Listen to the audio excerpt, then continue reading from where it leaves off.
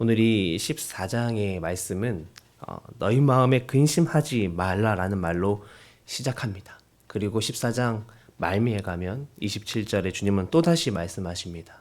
너희는 마음에 근심하지도 말고 두려워하지도 말라라고 말이죠. 지금은 마지막 만찬 때입니다. 그러니까 제자들이 사실은 굉장히 불안한 때입니다. 주님이 바로 이 앞선 13장에 뭐라고 하시냐면 제자들 중에 누군가 한 사람은 나를 팔 것이고 제자들 중에 그렇게 열심으로 주님을 따랐던 베드로는 나를 부인할 사람이라고 주님은 말씀하셨습니다. 제자들은 그런 상황들이 편하지 않았을 거예요. 굉장히 불편했을 겁니다. 무엇보다도 이제 우리가 믿고 여태까지 따라왔던 예수님이 우리의 곁을 떠나버린다라는 그 생각 때문에 이들은 매우 힘들었을 것입니다.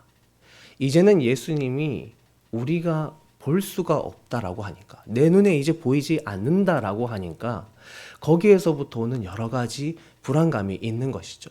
이전에는 예수님이 우리를 이끌어도 주시고 우리와 함께 먹고 자시고 여러 가지 이적들을 보이시면서 우리를 인도해 주셨는데, 말씀으로 인도해 주셨는데 그 예수님이 이제는 다 볼 수 없는 분이 되시고 우리 곁을 떠나신다고 하니까 그들은 너무나 불안했습니다. 실제로 예수님께서 십자가에 달려 돌아가시던 그날 밤에 제자들은 모두 뿔뿔이 흩어졌죠. 주님은 그런 우리의 연약함을 누구보다 잘 알고 계시고 잘 이해하고 계시고 그런 우리를 걱정하고 염려하는 분이십니다.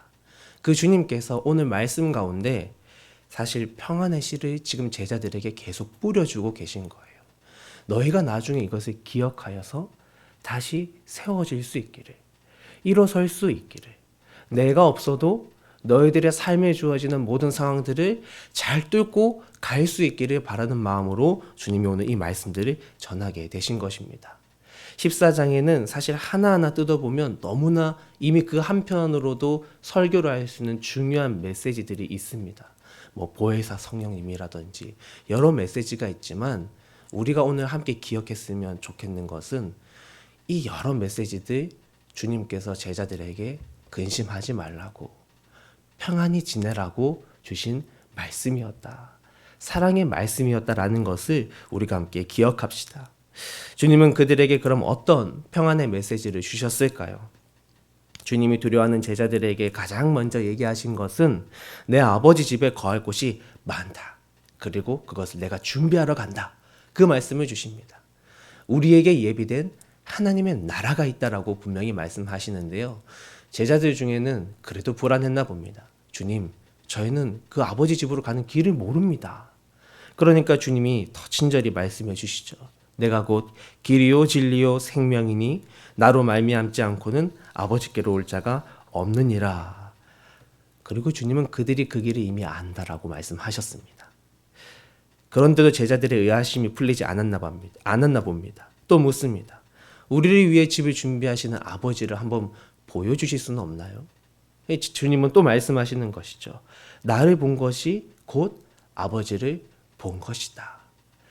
내가 행했던 모든 말씀, 모든 이적들은 다 내 안에 계신 아버지께서 행하신 것이기에 너희가 혹 이것이 말로 믿어지지 않아도 내가 행했던 것으로 너희가 이것을 꼭 믿어라 라고 말씀하십니다. 그들이 근심하지 않을 수 있는 든든한 삶의 기반을 알려주십니다. 하나님의 나라가 분명히 있고 그 하나님을 너희가 사실은 알고 있고 그 하나님 나라로 가는 길도 너희는 알고 있으니까 안심해 라고 주님이 말하고 계신 것이죠. 그리고 12절부터 또 다른 말씀을 주십니다. 나를 믿으면 너희는 나보다 더 큰 일도 하게 된다. 하나님의 능력이 너희 안에 있다라는 것을 오직 예수의 이름으로 구할 때 너희는 나보다도 더 놀라운 일을 하게 된다라고 주님은 약속하셨습니다. 주님의 이 약속은 절대로 빈말이 아닙니다. 따라서 정말 제자들은요, 예수님 안에 살아가면서 더 많은 일들을 해내었다라는 것을 우리는 사실 알고 있지 않습니까? 예수님께서 잠시 육적으로 제자들의 곁을 떠나셨지만 제자들은 그들의 사역을 이어갈 수 있었고 더 놀라운 사역들로 이어갔습니다. 하나님의 능력이 예수님의 이름을 통해 성령님의 역사하심으로 그들에게 나타났기 때문이죠. 은과 금은 내게 없거니와 오직 예수 그리스도의 이름으로 한 사람을 일으켰던 베드로의 고백은 이러한 주님의 약속을 우리에게 잘 증거해 줍니다. 그리고 주님이 16절에 말씀하십니다.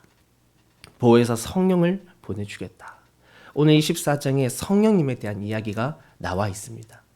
성령님은 어떤 분이시냐면 우리와 영원히 함께 하시는 분이면서 참 주님이 너무 제자들을 사랑하신다라는 것이 어떤 부분이냐면 성령님이 예수님이 예전에 제자들에게 말씀하셨던 것을 생각나게 해줄 거라고 말하십니다.